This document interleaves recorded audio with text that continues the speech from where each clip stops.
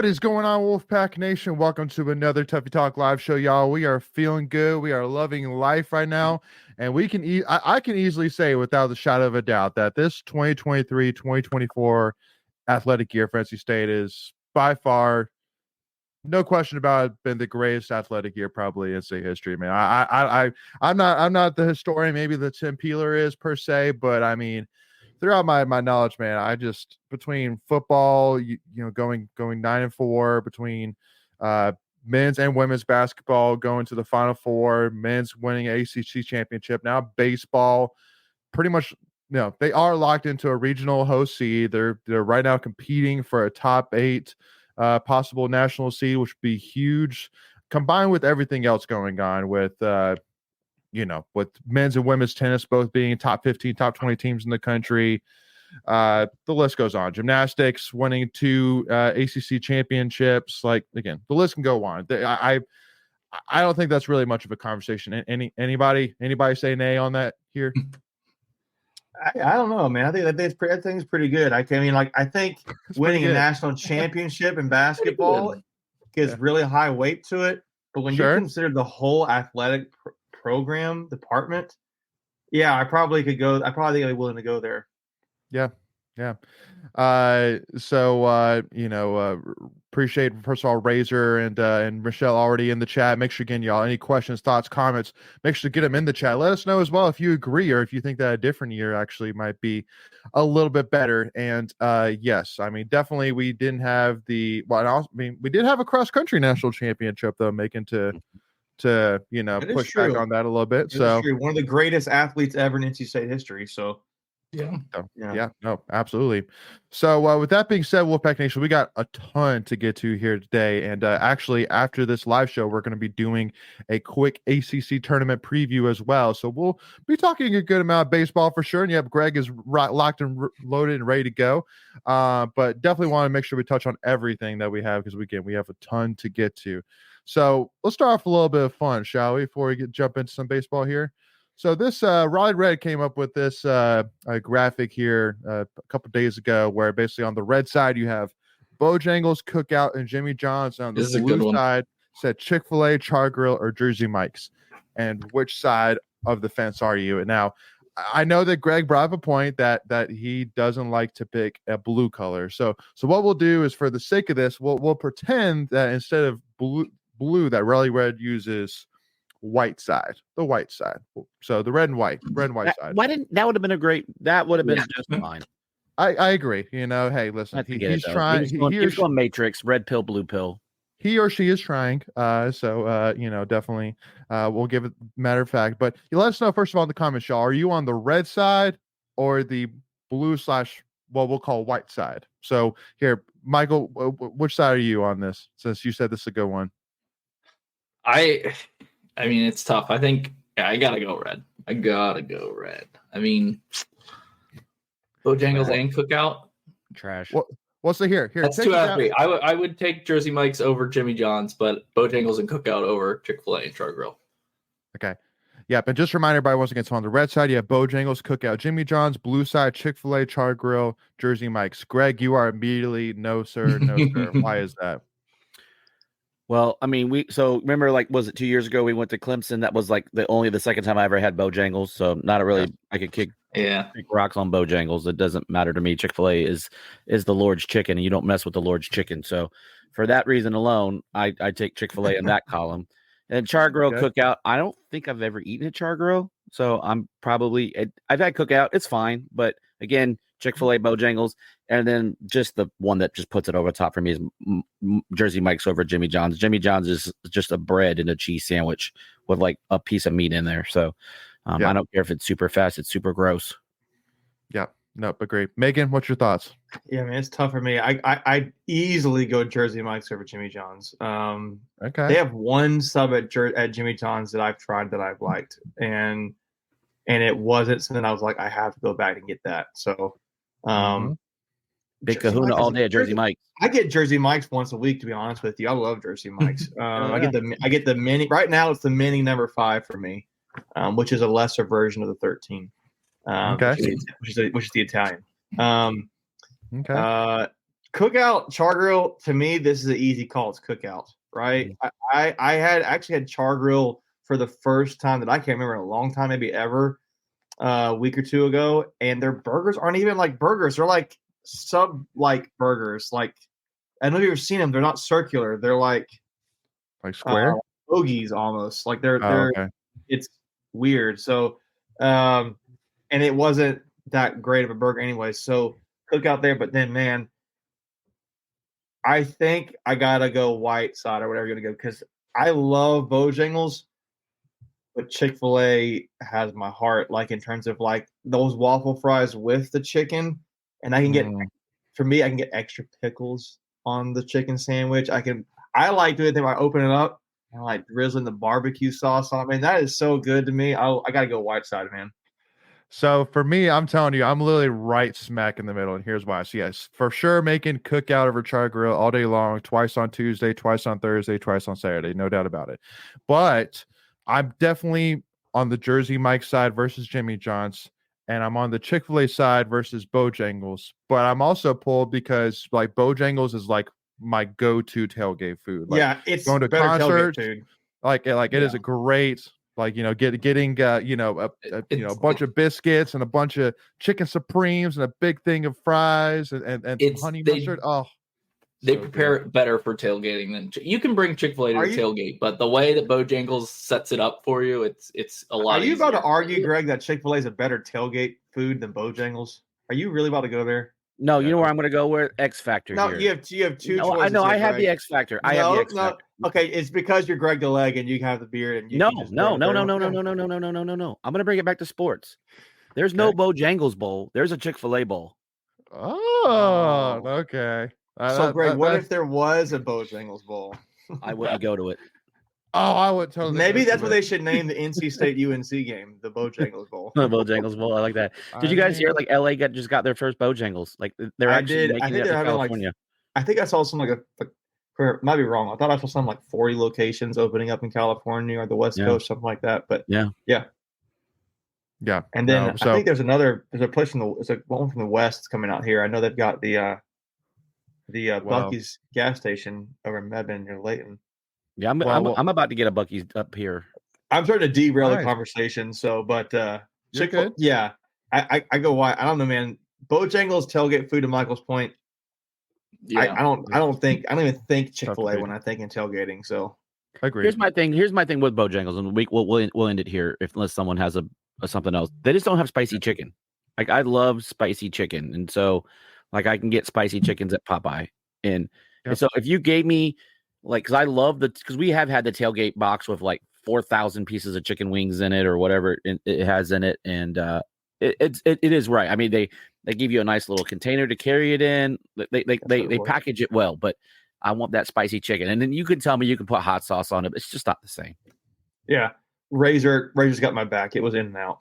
Appreciate that. And now coming to North Carolina, which honestly, I've tried that too, and I'm not crazy about it. Like I've tried Whataburger. I wasn't crazy about. I don't know. Maybe it's just me. But alrighty. Well, we had fun there with that. So with that being said, there is no right side. But hey, fun conversation. And there was a right side. It was the white side. That was literally on the right side. You can be white or wrong. You gotta be white or wrong. So North Wolf asked the question. I'm seeing that we're right now number 12 in the Directors Cup ranking standings. Have we ever finished higher than that? No, we have not. I think we cracked the top 20 one time. 17, I think, is the best. 17 a couple years ago, and we're well poised to potentially squeak into a top 10, which would be just ridiculous to even consider. But I mean, we're definitely there in that realm, no doubt. So. Alrighty. So, Greg, I mean, pretty bland weekend, right? I mean, just can't really say too much, right? Nothing really big happened that you can think of. No, just just an ordinary weekend. Just sweeping the deeks. It's gotten business as usual now. Just sweeping the deeks. So, we haven't necessarily moved on Tuffy's tweet of the week already, but I just wanted to bring up the stats or rankings here. I apologize here, as for Baseball America, we've moved up to number 7 from number 9. D1 baseball moved up 5 spots to number 12, and in the RPI we moved up 6 spots to number 14. And this will kind of lead us into our true next segment, which will be what really grinds my gears. But for me, I feel like that's generally where we stand, borderline top 10 team right now. I think that's fair for us, in terms of where we currently are and what we've done this season. But listen, at the end of the day, just go take care of business ACC tournament. That's really kind of where I am right now. But Greg, any initial standouts, or would you say that rankings wise, that's pretty fair for where in-state is right now? Yeah, pull it back up. I was looking up the Directors Cup, and it was 17th that we did. So, Baseball America, we were up to number 7. D1 baseball, we were up to number 12. So this is the first time. I know this was a point of contention for Macon last week. It might have been your grind your gears, if I'm not mistaken, Macon, about the disparity in the rankings. They're actually kind of a little bit closer this week. There's not much room to go, as I'm getting at. At some point, it's going to start to level out. But I think it's pretty spot on. I actually was doing average here in my head. I was doing average in my head. The average right there between those rankings, 7, 12, and 14, is 13, if I'm not mistaken, or close to it. Rather than it's right around 13. Yeah, right at 13. So that 12 is actually a little bit better than the average there. Yeah, and that's right around where our RPI is. I think, what is our RPI at now? Like 10, 11? I think 14. Yeah, and I think our strength of schedule is at 4. So, you look at all that. I think it's right where it needs to be. I don't think it's I don't see one, because last week we were at 9-1, and then like 17 or 18 in another, and I think they're definitely tightening up as we get to the end of the season. And then Wake Forest was losing their mind with the D1 rankings. Like, how could they drop 8 spots, losing to us? And, I don't have any problems with ours. But I think in D1 baseball, they dropped like 14 spots. They dropped from 8 to 22. Yeah. And I think some of that is perception, because they went from 15-12 in the ACC to 15-15 in the ACC. So it's like 500 record is, I know it's the ACC. It's probably best or second best conference, but still, it's like, being above 500 looks a lot better. Well, to that point, 18-12 versus 15-15, right? That was the potential that they were looking at coming into the weekend series. Yeah, and just real quick, I had said it was the average was 13 because I was adding in the RPI 14 to that calculation, so that's not a correct number. But still, at some point, you're going to try to level out, and the 12 is fine. What does it average out to? Well, 7-12 is 19 divided by 2 is 9.5, so you're looking at 9 or 10. So you're kind of below average with D1 baseball based on that ranking. But I mean, again, it's the standard deviation is going to go lower. I think D1 is still holding it against us that we broke the whole picks for UVA, so I think they're holding that against us. So side note, was the last series we lost Louisville or Georgia Tech? I can't remember, honestly. It's been that long. Louisville was after Georgia Tech. Yeah, Louisville that was Final weekend. Yeah. So Final Four weekend was the last time we lost a series against the ACC team in conference. That's kind of crazy, guys. That's over a month ago. Yeah. And we played one out of conference series during that time period too with Ball State, and we swept them. So I mean, they're hitting at the right time, and part of me wonders, and I feel like it's the way to do it, but like. How does State take this into ACC tournament play? And for me, to be honest, I think particularly the way their bullpen is pitching and the way their lineup as a whole is hitting right now, it's kind of evening out on offense how they're doing. And I mean, I think they got a really good shot, and I really like the draw they have. And I won't go into too much there because I don't know where you want to go with the moderating of this, but that's just I really like what they've done in this series and how they're building and building. Oh yeah. I just hope the law of averages doesn't kick in because they've won so much.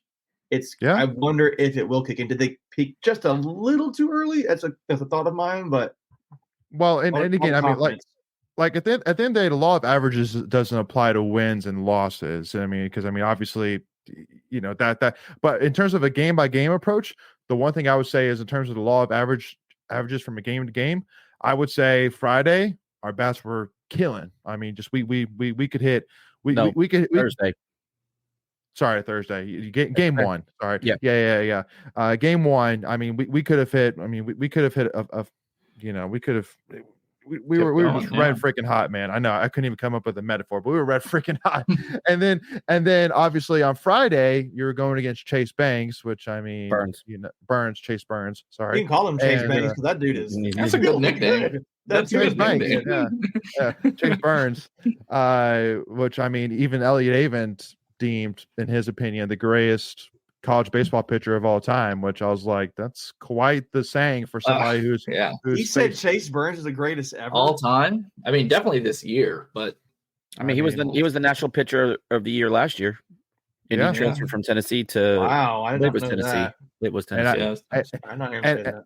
And again, that's why, like, honestly, whenever we were striking out against Burns, I mean, I couldn't do anything besides, I mean, what can you do? That dude's ridiculous. That dude can throw 99, 100 fastballs, and he has ridiculous movement on his sliders. Like he's borderline unhittable. I'll mention it again in the ACC preview when we talk to different teams, but this is a dude that struck out 14 players against UNC and gave up 6 runs. Yeah. You know, I mean, he said that he's had a single game strikeout record the series before against Clemson at 16 strikeouts in a game. Yeah. I mean, how many? What's the max strikeouts you can get? Is it 27? 27. Yeah. 27. Yeah. If you go 9 innings. Yeah. So he did what? Roughly 2/3. Almost 2/3 because 18 would be 2/3. Yeah, it's just crazy. It's just crazy. And they probably pulled him. He probably didn't pitch the whole game. Right. Yeah. So in how many innings? Exactly. Yeah, he probably wouldn't know more than 6 or 7. I would guess. I don't know how they scored the 6 runs. Yeah. So, I mean, so you go cold batting wise, but not necessarily because of them, but just also partly because of who they were going against.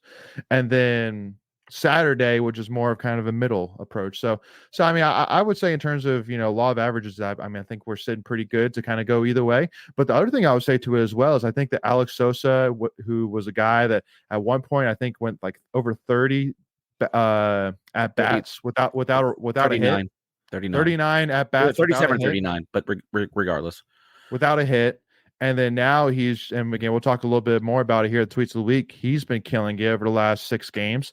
And then you got Noah Souls as well, who I think is a guy that, he's coming back from injury, so he's kind of settling in still. But I mean, this was a guy that was your leadoff hitter to start the season, and even last season as well some. So, he has potential to be even better than he already has been. But the other thing which I would say to as well is that everybody just seems locked in mentally. I mean, you would not know that this is a team that has as much injuries and has as many young guys as this team does. I mean, how many at-bats have we seen over the last couple of weeks where it's gone 3-2? I mean, and the guys had the discipline to let the ball go by to get walked. There's been a lot of really, really mature and smart, disciplined at bats, which is something that you love to see in freshmen. And we've seen a lot of that. So feeling pretty good there right now. But again, we'll talk more about the AC tournament wise, but can't say enough about this team, how excited I am. So, yeah. You look at this lineup, and again, we talked about it last week with the stats. They're not going to wow you. We're 9-10 in most overall categories in all 3 disciplines, whether that be hitting, pitching, or fielding. Yep. But this team they grind to your point, right? Like you had a walk-off in the 9th against the best pitcher in the country. And I know he got pulled in like the 6th or 7th inning, but you still faced a closer too, who also only walked, I think, one guy the whole year. Well, then that's where I'm going with it. Like he didn't walk all 4 of those batters, but you literally won on a walk-off because you walked 4 times. Walk-off walk is what I've been calling it. Yeah, exactly what it is. So to the point that you were making, Leighton, it's just these guys just found a way to get on base. And a couple of those at-bats were 3-2 type counts. And, whether it's Chase Nixon fouling off 20 pitches, and that's, a little bit exaggeration, but, the kid just grinds. And, that plate appearance where he gets the infield error against Wake Forest to tie the game at 1-1. That and Luke stealing a base and advancing, and I mean that literally was the definition of small ball, where they just found a way to get to scratch a run, just to hang around in the ninth, and take four batters and all of them walk to score a walk-off win. It's just gutsy. I mean, that's when I was joking with someone earlier today. I said, they asked me like what state chances, and I think my biggest concern is we start the ACC on a Wednesday. It's midweek. Now, granted, it's not an out of conference opponent, but it's a midweek game, right? And we're not going to approach it and play it like a typical midweek game. But that's the confidence that I have, that you can make a joke with this team at this point and feel confident in whatever they go out and do. Yep, Michael, you got additional thoughts? It's like the batting order is like, I wouldn't say perfectly constructed, but it's kind of built how you want, and guys are kind of executing their roles, right? You've got your top hitters are 1 through 5, and then the bottom of the order, they just kind of they don't have a lot of power, but I don't think Chase Nixon has hit a home run all season. I think he's still got 0, but those guys, they don't strike out. They get on base, and they're young, and they're young. And like Greg was saying, it was the bottom of the order that drew all those walks against Wake to get the win. Well, and especially too, I mean, Sam Highfield's really started to come alive this season, be back to that Sam Highfield, which we fell in love with this time 3 years ago.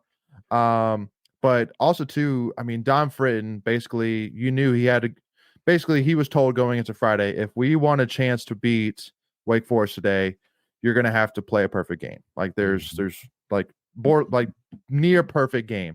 And I mean, he was about as near perfect as it was close. Given him 1 earned run, I think only 3 hits in about 6 innings. So, I mean, just a great game by him. So, just love what we're seeing from him. Love what we're seeing from some of these relief guys. Love what you're seeing from Dudan and Derek Smith, who are kind of closer A and closer B. What seems like right now, and both of them are very high in their own ways. So, again, I mean, this team is constructed really well to be successful. I mean, I really have a hard time wrapping my head around this team losing 2 games in a regional, super regional format. That's my thing. I'm sitting here like there is not one day where you have an opportunity on this day because they're a little bit more lacking in the in terms of starting. I mean, because again, you got 3 solid starters, you got a handful of solid relief pitchers who have each proved themselves in their own ways, and then you got 2 borderline closers as well. So it's a good time right now. Here's something else we talked about, and I was just validating what I thought in my head already. Wake Forest had 6 errors this weekend. We had 1. So again, it's about putting the ball in play, putting pressure on the other team, make them go make a play. Because if you remember, Eli reaches first in game 3 on a wild throw. And ironically, he actually missed the base at first and he came back and tacked it. But that was weird. I did see that. Yeah. Yeah. So it's just about going out and just making the small play. Nothing flashy, to Michael's point. You have these guys at the bottom of the order who have been our best hitters over the last 3 weekend series dating back to FSU. Yep. And they're literally turning over the lineup, and they're setting the table for that lineup. I can't tell you how many times Eli or Pennington or AMAC has come on with someone that's on base already from the bottom of the lineup. Or you had this weekend, and you'll get to the tweet of the week where Sosa, the guys at the bottom of the lineup have reached on, and he's hitting a 2, 3, 4, RBI home run. It's just, so again, not flashy, just getting it done, and I'll take that all day. Stats are for losers. So with that being said, Wolfpack Nation, we'll take a pause there in terms of the big baseball talks. Again, we'll pick that up here in the ACC tournament baseball preview. We're going to be recording here right after the show, and we'll be out tomorrow. So make sure to stay tuned for that. But with that being said, let's move on to everybody's favorite segment of really grinds my gears. You know, it really grinds my gears. And Greg, I know specifically, I mean, you pretty much made it public some that really grinded your gears, being that some, what was it? So basically, a Wake Forest fan sat in your buddy's. I had multiple Karens. Wow. Wake Forest fans sit in your seats? Yeah. Not my seats, my buddy's seats right behind me. Okay. He couldn't make the game this weekend, and they were sitting there, and there was not a darn thing I could do about it per Doak policy. Because the policy right now is so once the fifth inning starts or after the fifth inning? Then I was told once the fifth inning happens. So then basically once the fifth inning happens, then any seats that are unoccupied can be occupied from outfield seaters, basically. Yeah, or standing room only, folks. Okay. You literally can buy a standing room only seat, and by the fifth inning, have a prime time seat if it's not being occupied. Yep. So, so there was obviously talks about how the stadium upgrades will definitely probably help with that a little bit. Maybe no. Okay. No, they're not adding seats. Okay. Well. Not none. The capacity isn't going up at all. Oh. Okay. They're just making it pretty. Okay. They're just making it pretty. We need pretty. We need pretty. All right. Well, then guess what, Greg? You're going to have to suck it up, Buttercup. No, I'm just kidding. I'm going to get it changed. Don't you worry. Go for it, bud. I mean, listen, I'm here for it. If Greg's fandom ever had any weight to pull, it's now, right? So, yeah, you're going to cash in all those chips finally. But I will move them all in. But as somebody who's bought seats plenty of times up in those bleacher areas, I don't know, it's a fine seat. I don't know what the big deal is of people dying to go in. Like, hey, listen, if they said that we can't sit there, I'm okay with it. I get what I paid for. That's what I paid for. That's my point, right?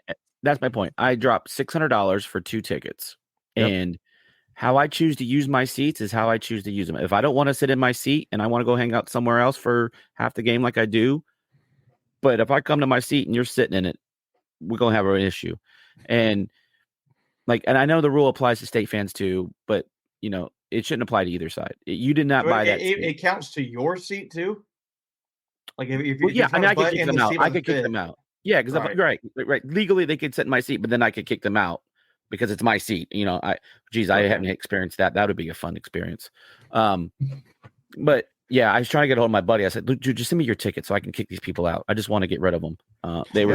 They were just chirping and being completely annoying. And I tried to be like, look, I know these aren't your seats, so just take a chill.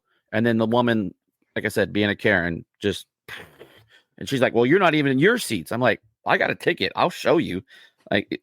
So then I was just like, I'm done with you. You're just being ridiculous. So I love it. Yep. Yeah. That's what grinds my gears. All righty. Well, Making Michael, if you guys got any ready, make sure to get him ready. But for me, you two. I don't know. That's right. I want Greg. I want to hear more Greg's soapbox about this. Is what I want to see. Well, I know, Greg, you had messaged us saying you were really excited for this segment. Was that your main thing, or do you have other? No, that was it. It just it ticks me off. This is not a socialist, proposition. I'm not working so people can sit in my seats. Like, those are my damn seats. If you want your seats, go pay for your own seats. Absolutely. All right. He is mad about this. I mean, why? I mean, Makey, come on, bro. You'd be mad too, right? Oh, sure. Yeah. Yeah, but I mean, especially they're in my seat, but it's also, I don't know. Yeah, I totally get it, dude. I mean, if you had heard this woman just yakking for free, like 4 or 5 I'd be like, could you chill out? Yeah. Right. Yeah. Right. Well, that kind of goes. Well, that kind of goes into mine, but so for me, what really grinds my gears? That's really just Wake Forest fans and ECU fans all together, man. Like this may be like just like throwing out grass seed, just like not necessarily like sticking grass seed in specific spots, but just kind of throwing it out there. But for me, I mean, the Wake Forest fan side, I remember going over to to one of my other buddies who's there. I know sitting beside you, making, but caught one of my other buddies who was there and was like, I'm telling you, man, I just don't respect Wake Forest fans. I just don't like them, man. They just bug the crap out of me because they talk a lot of smack for a school that literally doesn't even have a fan podcast. Like they don't even have a fan that's even diehard enough of a Demon Deacon fan to even start, podcast to talk all things, Wake Forest Demon Deacons athletics. that's part A. That just really bugs me. All the chattering and like making, there was some Wake Forest people behind us being like, well, yeah, Kozar was really framing those pitches, and then what he when that's part of the game. and then as if their guy isn't, basically. Right. And then I think 2 pitches later they hit like a fly ball to Souls or whatever, and I stood up and yelled, "Yeah, good job, Kozar. That was because of your framing. You did a great job framing that fly ball," and just screamed, making sure that person behind me. No, I'm talking about you, bud. So anyway, but then ECU fans coming in when at my tweet saying that we're a lock and saying y'all aren't a lock. I'm like, nope. And believe it or not, we're probably more of a lock than you are actually right now, which is kind of crazy to think about. But I'm sitting here saying we're number 14 in the RPI. We have the number 5 strength of schedule to even just add a little bit more buzz on top of that. We also have right now series wins over number 2, number 9, number 8, number 9, number 10, and number 11 right now. So I think we're closer to hosting a top 8 national seed than they are hosting a 16. So that's how much more of a lock that I think we are. Yeah. Given the numbers that we kind of referenced earlier. Well, and especially one ECU fan saying, I just don't think that they're going to, when talking about NC State being a host, saying, I just don't think they're going to have NC State, ECU, and UNC, all 3. You're right. Teams. Exactly. That was my thought. Yes, you're right. You're not going to be the one hosting, probably. I mean, of the 2, I'm still saying they're going to, but I mean, funny enough, we're more set than they are, which is hilarious. So, but especially ECU fans, and again, let's just add a little bit of, I want to add a little bit of sugar on top for the ECU fans that talk all this smack and have absolutely nothing to talk smack about. So we're going to show this quick TikTok here, which I think just kind of summarizes and puts that final dagger into ECU when it talks about who is the nothing university in terms of college football. And for the final criteria, you must not is nothing university. Today we set out to answer that question as usual, starting with all 134 FBS teams and narrowing it down through the process of elimination. For the first criteria, you must not be in the top or bottom 30 in winning percentage. So you're not one of the all-time greats and you're not one of the all-time worsts either. We're out. For the next criteria, you must have 0 Heisman winners and 0 national titles. So you don't have the greatest individual or team award the sport has to offer. For the next criteria, you must have never won a video on this series. So you never were the final team, the greatest in any criteria that I've come up with. For the next criteria, you must have a 5-year average attendance between 50% and 60%, which isn't terrible and also isn't phenomenally great. So you're not packing the stands and it's not empty either. For the next criteria, you must have had an FBS team since 1990. So it's not been a matter of you just being in the FBS for a short amount of time and not being able to rack up these accolades, but you've been here, they just haven't really come. And for the final criteria, you must not be involved in something bigger than yourself, like Maction. So that leaves us with East Carolina. East Carolina is nothing university. I mean, ouch. Am I right? I want to say their acceptance speech. Yeah, right. For this award. It's probably going to be the most average. Yeah. I mean, again, that's my, which I mean, maybe I'll give a little bit of hats off to EC fans, because I don't know how there's so many of them when they have absolutely 0 like accolades or things to hype on or things to stand on, like nothing. They have nothing for football besides Conference USA conference championships 10, 15 years ago, and baseball, which they haven't been to a World Series maybe ever. Yeah. So, whatever. So, yeah, that's what really grinding my gears is ECU and freaking Wake Forest fans. So, Michael, making y'all got any before we move on to tweets of the week, man? No, I'm good. I don't think so. No, I don't think so. You guys are so much more chill than Leighton and I know. I'm trying to think of what really grinds my gears. I don't know anything really grinds my gears to this week. I still think it bothers me that there's about the last week, there's such a discrepancy between polls. But I mean, it's whatever. And part B to that is that ECU moved up 4 spots from number 13 to number 9 after sweeping a below 500 Rice team. Like that really grinds my gears. And then on top of that is the kind of what goes into our next topic here, which is all the App State fans talking. Sorry, go ahead, Greg. No, yeah, go ahead and finish yours, and then I'll piggy. I think I have an answer for Macon why there's such a disparity. But kind of when it comes to our first tweet of the week here, all the App State fans with the scared graphic out there with our block S as the S. I'm sitting here like, what are we scared of, honestly? Like, I just don't get it. Like we're 6-0 all time against them, I think, is what I saw. So well, and yeah, like we haven't played there in a long time, but is that necessarily all our fault? Probably. I mean, majority maybe. What do we gain? What do we gain by playing them? We gain exactly. You gain a higher profile. You gain bragging rights in the state a little bit more against them, so you can like say, "Hey, we finally beat you. We finally played you guys and beat you, and the game finally happened." Yeah. So you win. So you win the game. Do you think you're going to still recruit better than us over because you won that game? Right. No. Like we're still a Power 5 team. Like some guy is probably not going to choose App State over NC State. Probably not. Probably not. Just throwing it out there. But yeah, no, agreed. So go ahead, Greg, and answer. Yeah, no, I was just thinking about it. When you talk about the different polls for football and basketball, both on the women's and men's side, there's a big aggregate, right? So even it's one poll, but you have all these voters in those polls, and I would venture to guess that these baseball publications, it's probably one or two people in each publication, and so it's much more subjective. Where if you have 30 people voting, the chances of you coming to more of a consensus is probably better than just 4 to 5 random people. If I had to venture a guess as to why there's such a disparity in those 3 polls. Yeah. Well, and again, it makes about as much sense as this graphic, which I'm looking at here on the phone, from Rivals, where it asks the question, how did each AC program do in the spring transfer portal window? And it gave us a C. And I'm sitting here like, who was this? The Rivals. Literally, Rivals gave us a C in the transfer portal grade. So, well, you think about it, we didn't really have that much action. I mean, we filled pretty much every spot that we could, and we got what, 2? We have 2 Ohio State transfers. Which football? No. Yeah, football. No, but springtime, spring game, right? Oh, and the spring is that what it's considering it? No, that's what I'm asking. I'm generally asking this question. Well, it says spring transfer portal window, but I mean that's why.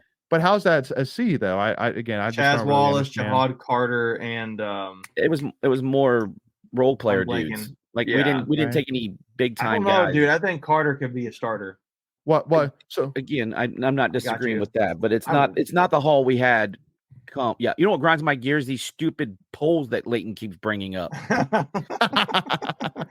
Well, I think it's crazy, but I think so. Basically, we can say that poll is absolute crap because again, it's totally a team by team basis. I don't know. I don't necessarily disagree with it. I mean, we didn't bring any studs, so like we didn't do horrible. We didn't do great. We just filled role. We filled voids. Sure. Yeah. No. But again, team by team basis. To me, that's a C. I'm looking back here. So we brought in 3 guys.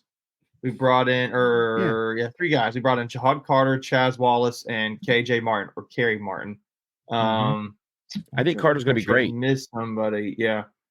I think it was good. Like I think we had such a great fall class that the spring class, it was not necessary. But I thought the piece from for a need standpoint, what we needed to get and getting best available, so to speak, I thought we did pretty good. So I'll put it that way. It's a stupid poll. Well, no, I agree. That's what I was getting ready to say. It's these guys are looking for names, right? They don't know Carter. They don't know Wall. Like they're not in it like that. So there's no buzz name in that group. So they're like, oh, that's a C.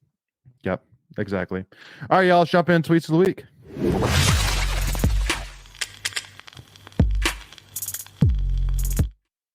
So yeah, obviously just like I kind of mentioned to earlier, App State fans are raising heck because we scheduled a home and home series with UVA starting in 2025 and 2026 , and we should have put an App State logo on here with an X on it. Right. Well, because again, I do want to confirm that as of right now, we still haven't officially canceled that series yet. Correct. So, but I mean the writing's pretty much on the wall. So yeah, I mean, who would you cancel? Exactly. Well, who will be playing that season? Let me ask that question. So 25, you have Notre Dame, you have Campbell, East Carolina, and App State. You could cancel Campbell. I mean, you could totally cancel Campbell. No, but it's well, you could. I'm just saying, like, but we never cancel that you want to get right. Yeah, we never cancel an FCS team. Yeah, you're gonna have. That's a good point. You're gonna have the FCS game. Yeah. That's fair. I think what group of 5 are you canceling? And you're not canceling ECU because that's the return trip from us going there last year. So you're not going to cancel that trip. Right. So you're going to keep the opportunity at home. Yeah. Yeah. And you can't cancel Notre Dame. Right. So it's going to be App State. Yeah. So, yeah. And because that's the other point too, just like you're saying, Greg, where it's like, what's the point? Because it's not FCS, but it's two group of 5s. You're not going to play two group of 5s. Group of 5. And at the end of the day, if we lose, it's terrible. But if we win, it's like, well, you were supposed to. So yeah, and it's on the road. It's so anyway. But again, wait, in 2026, you can't schedule Vanderbilt instead of UVA because you're already playing Vanderbilt. So UVA is the Vanderbilt of the ACC. It's true. So you get credit for a Power 5 without it being a real Power 5. Go ahead, Macon. Yeah, I'm just looking here right now. We've got so that means that next year you said your schedule is ECU, UVA, Campbell, and in this case at Notre Dame. And then State's going to play. I'm trying to figure out what the dates are. I've started looking up here. Well, at the end of the day, that's just those the who we're playing is all that really matters. So yeah, I'm just looking here. You get Florida State, Georgia Tech, UNC, and Virginia Tech at home. Yeah, and then Duke, Miami, Pitt, Wake Forest on the road. So that's just kind of what the schedule looked like. I'm just pulling up the. And if I'm not mistaken, isn't the UVA game the day of the App State game? Yeah, that's the other thing. I think that day there you go. Out and people were like, we play App State that day. Yeah. So there you go. So let's talk about this specifically though, because the one thing which I do want to touch on is reminding everybody that even though Virginia and NC State, as of these years, are expected to be, and 99% will be in the ACC, it is still not going to be an ACC game. So it's not going to count towards an ACC record. Kind of like what happened to Wake Forest and UNC. What was it? 2 years ago when they just happened to swing. Had all the luck of the Irish go their way that year. So I mean, I don't know, y'all. But that one was out of necessity. Out of necessity? Why necessity? So because of the ACC rule. The ACC rule had said that you have to play a Power 5 team, and they didn't have one of them didn't have a Power 5 team on their schedule, so they had to scramble and make that a game. Oh, there you go. See, learn something new every day. Look at that. You're the man, Greg. I knew having you on here was for a reason. Not my good looks and charm for sure. Exactly. But do you like this home and home with Virginia? Honestly, it's a Power 5 opponent instead of a group of 5. So that's better.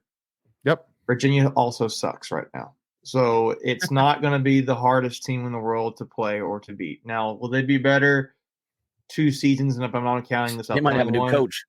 Yeah, they might have a new coach. I think this is a good game from like a perception standpoint, because the average fan who's not involved in this say, "Oh, if they play Virginia, that's good. That's a good win for them." And it's a non-conference game, fine, but it's something that you're getting early on that can still get you warmed up against Power 5 opponents that can lead you into the rest of your season where you have to play. Who did I say it was? It was it's Notre Dame. Well, it was. You meant ACC schedule. Sorry. Yeah, ACC schedule wise, it was. You said Virginia Tech in there. I heard Virginia Tech. Virginia Tech. I'm losing you guys. Carolina. Obviously, we have Carolina every year.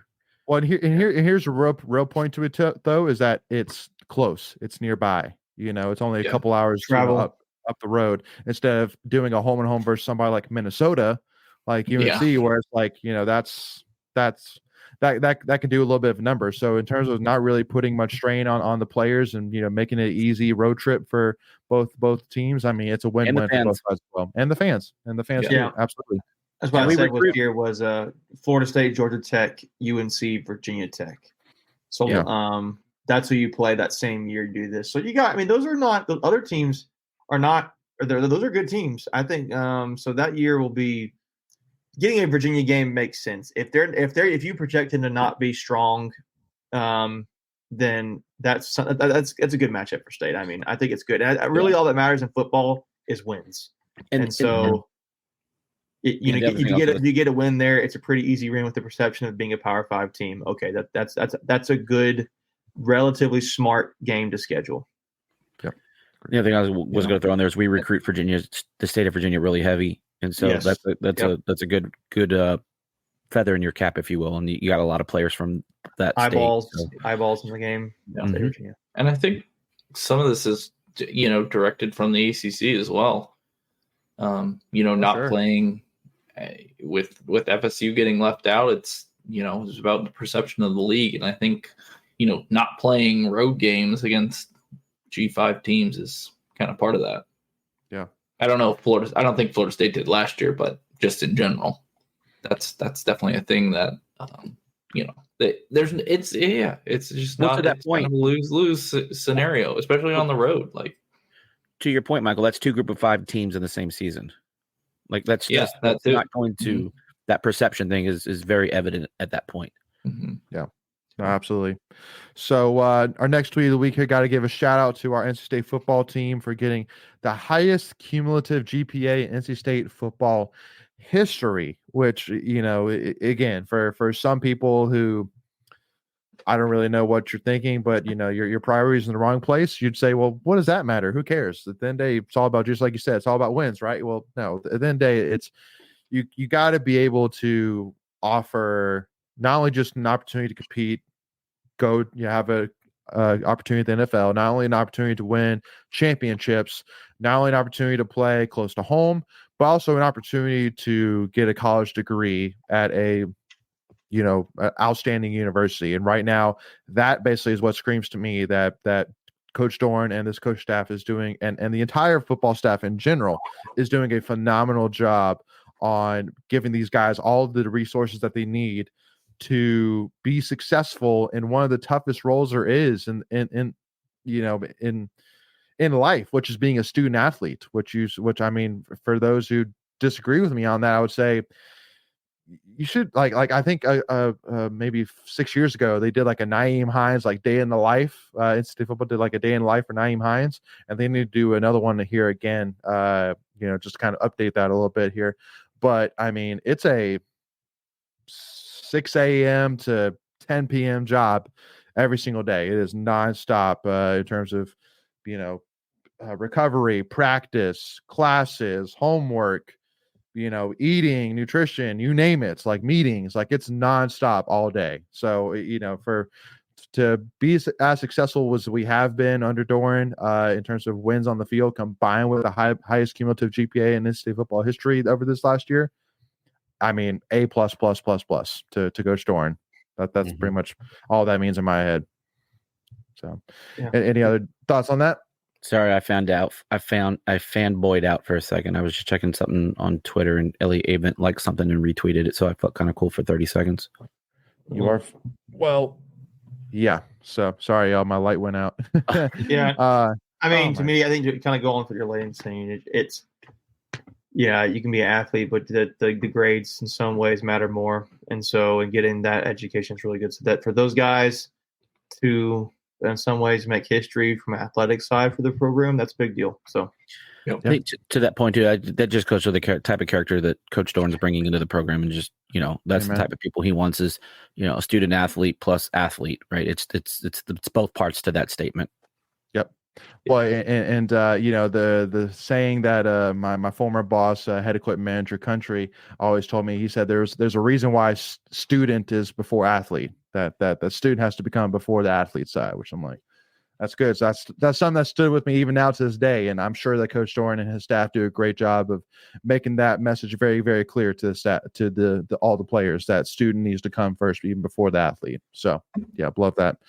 And then love hearing news as well with the Broncos signing former Bears punter Trenton Gill, Pac Pro Trenton Gill, and I wanted to also bring this up because there was a tweet out there, which luckily enough, by the help of Trenton Gill, I was able to quickly debuff, which was saying that the Broncos have released Trenton Gill literally like 2 hours after the announcement came here that he was signed, and all these people saying, no, he was let go. Like, man, this guy had the shortest career in the for on a team in the history of the NFL, and basically from talking subtly to Trenton Gill, he basically confirmed that yes, I am still a member of the Broncos. I've not been released. Straight from the source. Yeah, right from the source. So yes. So I mean, if anyone would know, it would be Trenton. I would hope so. I think it'd be Trenton. So yeah. So I mean, again, building off that, having Trenton and what he's done now a few years now in the NFL, combined with what you're seeing with like guys like AJ Cole, who's arguably a top 3 punter in the NFL right now. I mean, he's made the one. I mean, I agree. Yeah, I'm saying top 3 is generous, but yeah. Well, and the reason I would say top 1 or 2 is, I mean, he was an All-Pro. I mean, there's only one at that position. Right. It's not. Yeah. So and he's been in every single year that he's been in the pros, if I'm not mistaken. I think so. So I mean, yeah, top 2, top 1. I agree with you there, Greg. So yeah, PU baby, NC State is PU. Plus, he's a really cool dude to begin with. Like, yeah. Oh, totally. We saw him at the Final Four, and he was just cool to talk to for a minute or two. AJ nice Cole? Dude. Yeah, AJ Cole. Yeah. Yeah. He's a good man. Super humble dude. Unlike me. Okay. That's an inside joke with Macon. Yeah. Humility and how I achieved it. So 2 big pieces of news from the basketball side, which Macon, I want to get your thoughts on here. But first of all, the news that the man, the myth, the legend himself, Ernest, the goggles man, Ross, has decided to return after his initial commitment to UTSA and decided to come back to NC State for another year. In this upcoming season, and I think because 2 things really came out of this. One, technically, as of right now, our scholarships are all filled for men's basketball. Now, I know from IPS and Pac Pride, all of them have basically hinted very publicly that we're still probably not done yet. And in terms of who's maybe leaving, I would say go to one of those insiders and you'll find that out there. But I really do agree, because all the talk is saying, well, this guy barely played a minute or 2 minutes a game last year and like averaged like probably 1 to 2 points a game. Like why is this such a big deal? And I mean, basically everybody said, and I couldn't agree more, that it's really a culture thing. I mean, this guy, what he publicly meant, from all the players you heard, from all the coaching staffs talking about Ernest, I mean, this guy was a team first guy in the locker room. He's a guy that really built and helped create a culture at NC State that really helped propel a lot of the success you saw in the postseason last year. And if you say, well, what does culture really matter? Ask 2023 NC State football. I mean, that culture is what got you that winning streak to end the season. I mean, without guys like Peyton Wilson coming out saying, hey, NC State fans, we need to stop booing Brandon Armstrong, without a guy like Brandon Armstrong saying, hey, listen, I know I'm benched, but I need you all to play your butts off for MJ Morris. Without those guys, without that culture, you do not see the success we did last year. Plain and simple. It's easy as that. So culture goes a long ways. So in my opinion, that's really what this is. But I mean, Macon, do you see a potential for Ernest Ross being a role player at all for this team next year? Oh, it's a role, but I don't know if it's going to be a whole lot on the court. So he's going to be a guy that is going to be. Yeah. I mean, I mean, it's true. But but it's the way you said it. It's just the fact that he is. He was. I think you said all what you said, Layden. He was there for the run. He's been there for the last few years. He's a guy that seems very unselfish.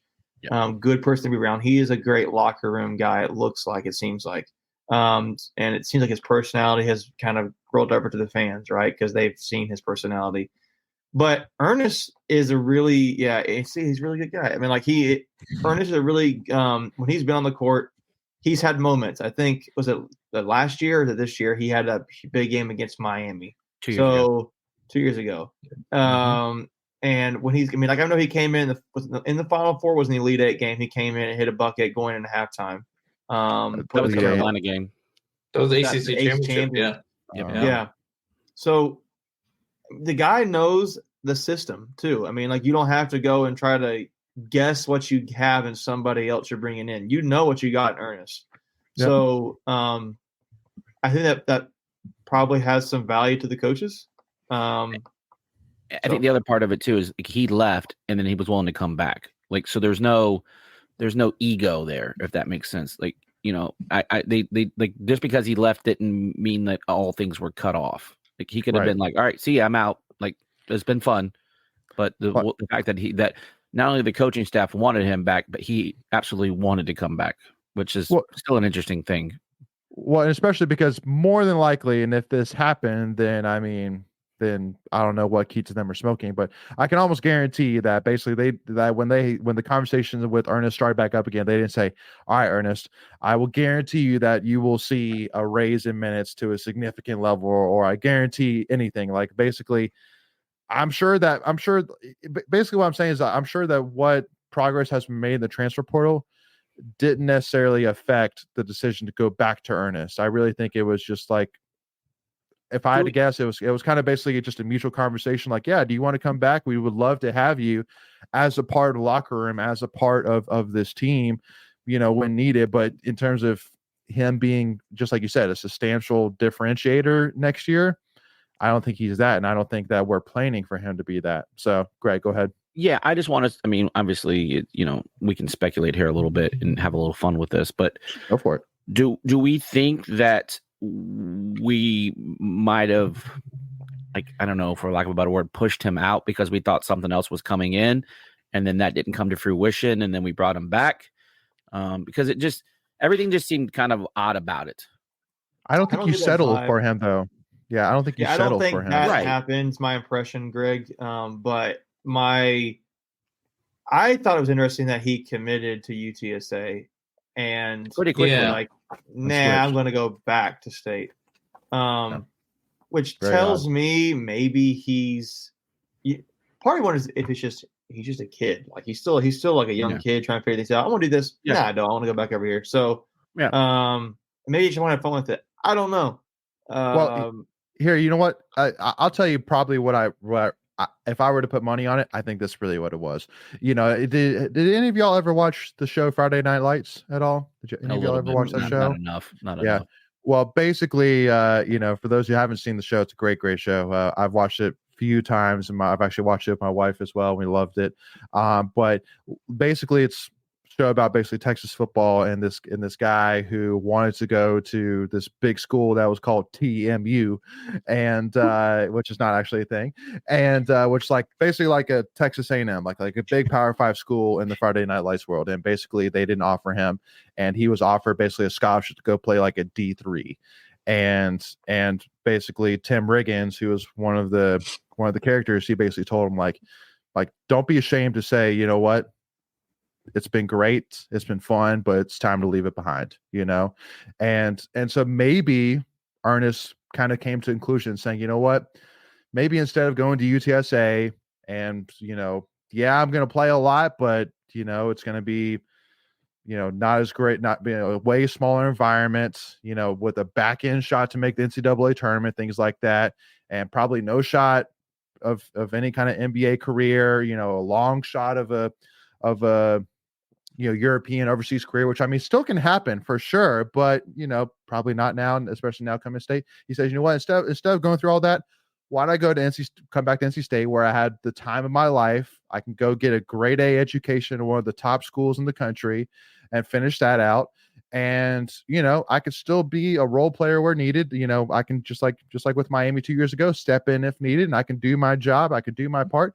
I mean, maybe that's just kind of a conversation he had with himself, saying, you know what, UTSA, I don't think it's really for me. So why don't I just go back? I'd rather go back to NC State where I was happy than go to a UTSA where I may play a lot, but I may be like, man, like thinking back about my time at NC State.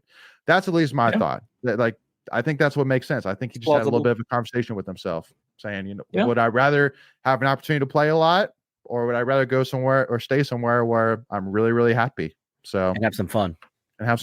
Exactly. So my thoughts there, but yeah, that's fair. Yeah.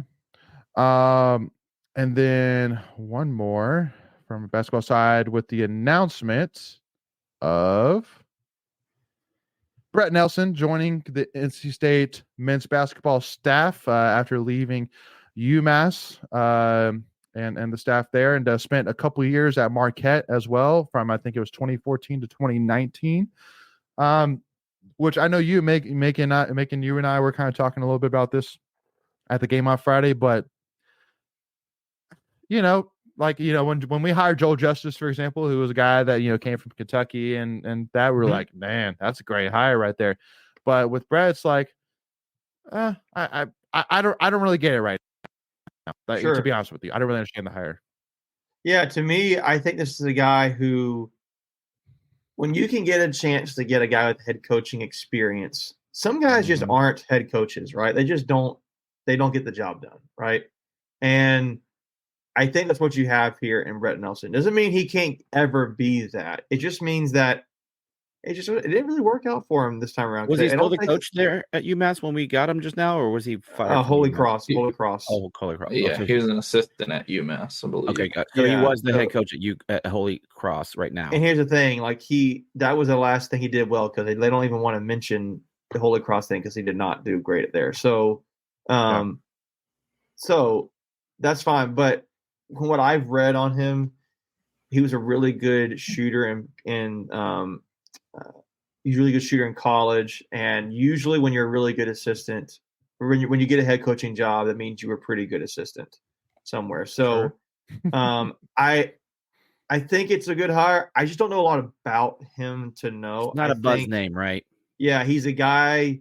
Well, but what hole is he filling? Like, what is he really going to help us with? That's really the question I'm trying to figure out. Like, what is he going to do for us? Well, I think you would hope that he's going to be a really good recruiter, because that was what Justice was crushing, But that's the thing, though, is like, he doesn't really have the background to prove that he's a great recruiter. I mean, just because of his, where he was, things like that.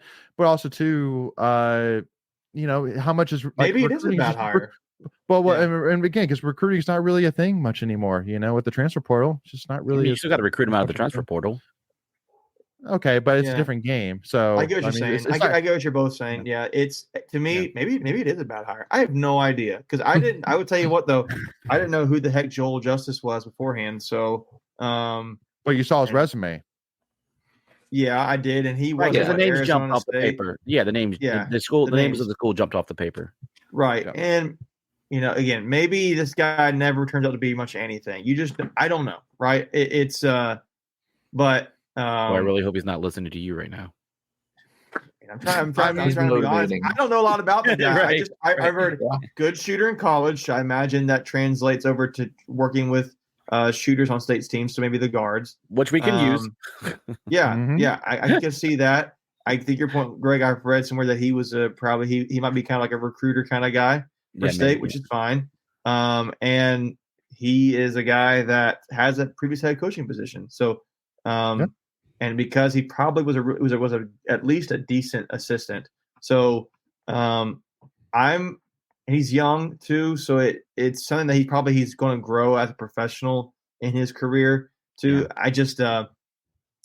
I don't know. I mean, it's not something where I'm like, whoa, they got this guy, but it's like, okay, it's fine, it's whatever. I mean, at this point, the staff has done enough for me to trust them, right? So they brought in Kareem Richardson, Joel's Justice, and they had the guy went to Eastern Kentucky. I cannot remember his name. Yeah, white guy. Hamilton. Hamilton. Hamilton. Yeah, and then and they got the guy, and I'm blanking on his name, from Ole Miss, who's on the staff now. Levi Watkins. Yeah. So they've hired some pretty good assistants for the most part.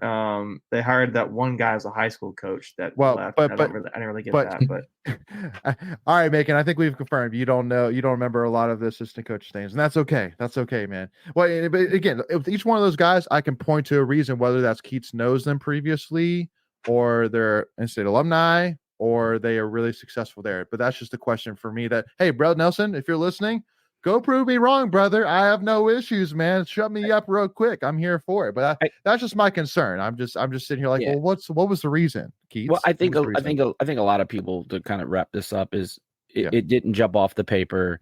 It was one of those that, okay, it's in the middle of a nice baseball run. It came out on like Tuesday or Wednesday, whenever it came out. It didn't scream, holy crap, we got this dude.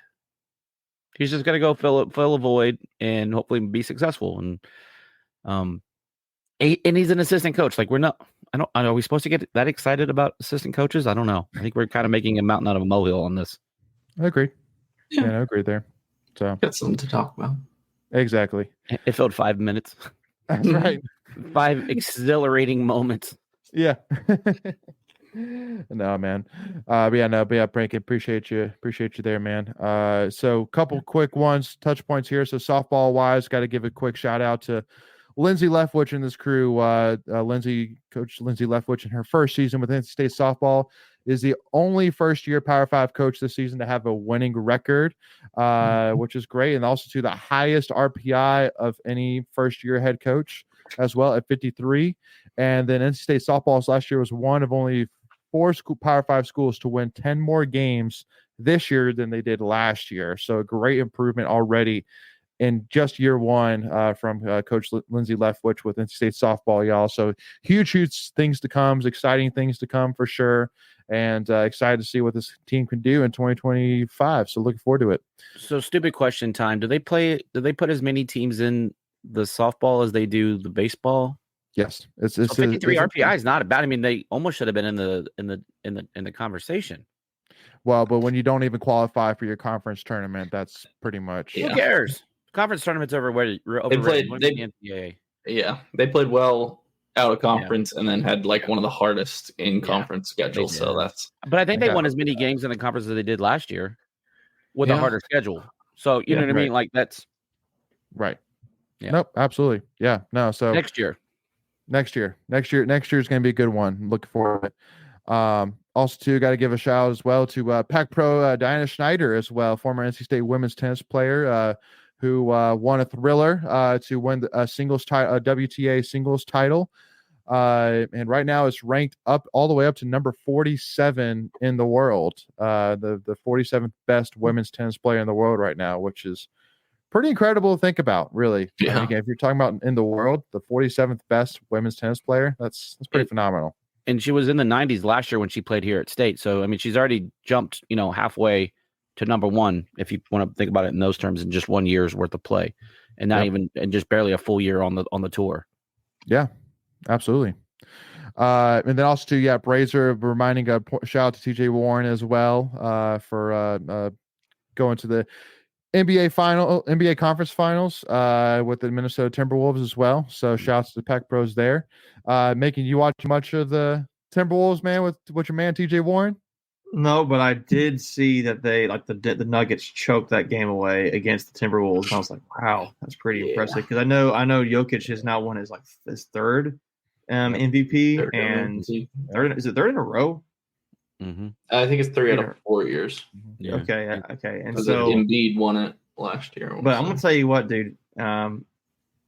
Anthony, I can't remember Edwards. That oh my gosh, that dude is really good. So he's not. I know some looking around Michael Jordan. He's not that, but it was out there, Greg. It was out there, dude. I'm just saying, like 3 or 4 games ago, people were saying, "I'm like, you guys must be crazy." Yeah, he had 2 moves that he kind of did that were like the same. His move, he's got a couple moves. So his body type, like his physically, like if you put him side by side, they'd look very similar. Michael Jordan is the last person I want to give compliments to, but no. No. So my whole thing is, though, I think it's great that TJ has gotten moved on. So he's going to now play. Is it the Pacers? I think it's the Pacers. Maybe. No. Mavs. It's the West. Mavs. That's right. So Doncic. Pacers. Which is crazy. Like TJ Warren a month and a half ago was out of the league. Right. Yeah. Maybe 2 months. I mean, hey, that's one way to win the ring, man. Just ride the coattails of some guys who are really, really good. So. Is he getting PT? I don't even really watch the NBA. Is he getting some PT? No, I don't think so. I don't watch it with either. So, answer your question is, Layden. No, I did not see it. 4 minutes later, we got to the answer. No. And the last one as well, I got to give a shout out as well to Sophie Abrams with the women's tennis team as well, who won the Elite 90 award for her performance on the court and also too in the classroom. She had a 4.0 GPA in biological sciences. That is crazy to think about, a 4.0 while being a student athlete. That's insane. That's impressive. That's impressive. And like it's not like a 4.0 in like some lower degree. Like we're talking, basket weaving. Yeah, right. We're talking biological sciences. That's pretty good. So, so it's a huge shout out as well, Sophie Abrams and that entire women's tennis team program, who's just continuing to prove that they're one of the elite programs in college tennis. We got a couple of ladies playing in singles play now in the NCAA championship. Yep, exactly. So started today. Same with the men. It's a good time. So. All right, making Greg, Michael, any final thoughts before we wrap this thing up, man? No, man, I'm ready to go record an ACC baseball preview. Yeah, let's go with the ACC tournament. Let's go. So Wolfpack Nation. So we start off our ACC tournament postseason run on Wednesday night, 7 p.m. At Truist Field in Charlotte, North Carolina versus Virginia Tech, and then we'll face Duke Thursday night, 7 p.m. So 24 hours later. Real quick for anyone, where we will be we'll talk about this in the preview as well, but we will be the visiting team on Wednesday night and then the home team on Thursday. So I think Razor and then somebody else asked that question. G Shay asked that question earlier. So away team for Virginia Tech and home for Duke, which I think is the way I would want it, because if everything plays out, we want the Duke game, and so you'll want last night. Assume Duke is going to win the first one. Yeah, right. But we'll talk about it. So again, if you're interested on how all this works, if you're interested on our thoughts on the matchup and our chances at truly winning Avon's first ever ACC conference championship, make sure again y'all tune in for our preview, which will come out tomorrow night. So I want to give a cliffhanger. Ooh. Don't be surprised if the Virginia Tech game matters. Yeah, that's a good little cliffhanger there, y'all. So. Yeah, buddy. That's right. Because Macon's gonna be. That's why it matters, Greg. So, man, it just matters more. It just matters more. I ruined it. I gave it away. Sorry, Greg. All right, Wolfpack Nation. Again, make sure y'all to tune in for our AC tournament preview tomorrow night, when it goes live. And if you haven't already, for us, y'all hit that subscribe button, hit that notification bell. If you enjoyed this conversation, make sure again y'all hit that like button. If you're listening on Spotify, Apple Podcasts, wherever you're listening. To us, if you wouldn't mind, leave us a 5-star review. Greatly appreciate that as well. Make sure to give us a follow. Tuffy Talk Now on Twitter, Instagram, and TikTok, y'all. We love you guys. We appreciate y'all. It's a great time to be an NC State fan. It is the best time ever to be an NC State fan. Enjoy it, love it, and let's go win some games here, y'all. We'll see y'all soon, and go Pack, baby.